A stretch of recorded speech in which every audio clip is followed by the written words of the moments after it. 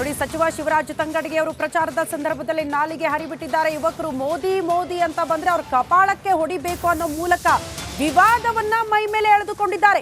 ಕಮಲ ನಾಯಕರಿಗೆ ಇದೇ ಪ್ರಮುಖ ಅಸ್ತ್ರ. ಈ ಕೂಡಲೇ ಸಚಿವ ಸ್ಥಾನದಿಂದ ಅವರನ್ನ ವಜಾ ಮಾಡಬೇಕು ಅಂತ ಆಗ್ರಹಿಸುತ್ತಿದ್ದಾರೆ. ಶಿವರಾಜ್ ತಂಗಡಿ ಹೇಳಿಕೆ ವಿರುದ್ಧ ಬಿಜೆಪಿ ನಾಯಕರು ಕಿಡಿಕಾರ್ತಿದ್ದಾರೆ. ಸಚಿವ ಸ್ಥಾನದಿಂದ ಕೂಡಲೇ ವಜಾ ಆಗಬೇಕು ಅಂತ ಕಮಲ ನಾಯಕರು ಪಟ್ಟು ಹಿಡಿದಿದ್ದಾರೆ. ಸಚಿವ ಸ್ಥಾನಕ್ಕೆ ಶಿವರಾಜ್ ತಂಗಡಗಿ ಅರ್ಹರ ಅನ್ನೋದನ್ನ ಪ್ರಶ್ನೆ ಮಾಡ್ತಿದ್ದಾರೆ. ಬಿಜೆಪಿ ಶಾಸಕ ಅಶ್ವಥ್ ನಾರಾಯಣ್ ಕೆಂಡಾಮಂಡಲರಾಗಿದ್ದಾರೆ. ಇವರಿಗೆ ಮತ ಹಾಕಿದ ಜನರೇ ಇವರಿಗೆ ಚೀತು ಅಂತಿದ್ದಾರೆ ಎನ್ನುವಂತಹ ವಿಚಾರವನ್ನ ಪ್ರಸ್ತಾಪ ಮಾಡಿದ್ದಾರೆ. ತಂಗಡಗಿ ವಿರುದ್ಧ ಮಾಜಿ ಶಾಸಕ ಪಿ ರಾಜೀವ್ ಕೂಡ ವಾಗ್ದಾಳಿ ನಡೆಸಿದ್ದಾರೆ.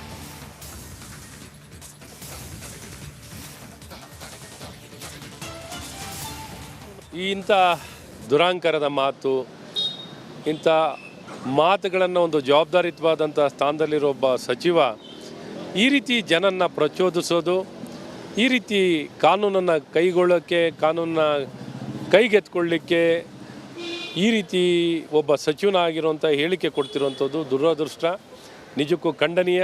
ಇವರ ಹೇಳಿಕೆಯನ್ನು, ಇವರ ವರ್ತನೆಯನ್ನು ಸಂಪೂರ್ಣವಾಗಿ ಖಂಡಿಸ್ತೀವಿ. ನಮ್ಮ ದೇಶದ ಪ್ರಧಾನಮಂತ್ರಿಗಳಿಗೆ ಈ ರೀತಿ ಜನನ್ನ ಪ್ರಚೋದಿಸುವಂಥದ್ದು, ಅಗೌರವವಾಗಿ ನಡ್ಕೊಳ್ಳಲಿಕ್ಕೆ ಪ್ರಚೋದನೆ ಕೊಡುವಂಥ ಇವರೊಬ್ಬರು ಸಚಿವ ಸ್ಥಾನಕ್ಕೆ ಯೋಗ್ಯರ? ಯಾವ ರೀತಿ ನಡವಳಿಕೆ, ಯಾವ ರೀತಿ ಸಂದೇಶವನ್ನು ಸಮಾಜಕ್ಕೆ ಕೊಡ್ತಾ ಇದ್ದಾರೆ?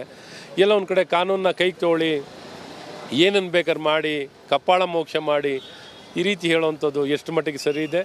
ನಿಜಕ್ಕೂ ಶಿವರಾಜ್ ತಂಗಡಗಿ ಅವರ ನಡವಳಿಕೆ ಖಂಡನೀಯ. ಅವ್ರನ್ನ ತಕ್ಷಣ ಇಲ್ಲಿಯ ಮುಖ್ಯಮಂತ್ರಿ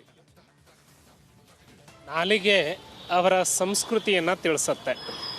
ಈ ರಾಜ್ಯದ ಒಬ್ಬ ಸಚಿವರಾಗಿ ಜನತೆಗೆ ಯಾವ ಸಂದೇಶವನ್ನು ಕೊಡಬೇಕಿತ್ತು ಅದನ್ನು ಕೊಡಲಿಕ್ಕೆ ಇವರಿಗಾಗಲಿಲ್ಲ. ಈ ದೇಶದ ಸಂವಿಧಾನ, ಡಾಕ್ಟರ್ ಬಾಬಾ ಸಾಹೇಬ್ ಅಂಬೇಡ್ಕರ್ ಅವರು ಕೊಟ್ಟಂತಹ ಈ ಸಂವಿಧಾನಾತ್ಮಕ ಹುದ್ದೆಗೆ ಇವರು ಗೌರವ ಕೊಡಲ್ಲ. ಸಂವಿಧಾನದ ಬಗ್ಗೆ ಈ ಸಚಿವರು ಮಾತನಾಡ್ತಾರೆ. ಹಾಗಾಗಿ ಇವರ ಮಾತು ಇವರ ಸಂಸ್ಕೃತಿಯನ್ನು ತೋರಿಸುತ್ತೆ. ಇವರಿಗೆ ಮತವನ್ನು ಹಾಕಿದ ಜನ ಈ ಸಚಿವರಿಗೆ ಚೀತು ಅಂತ ಹೇಳ್ತಾ ಇದ್ದಾರೆ.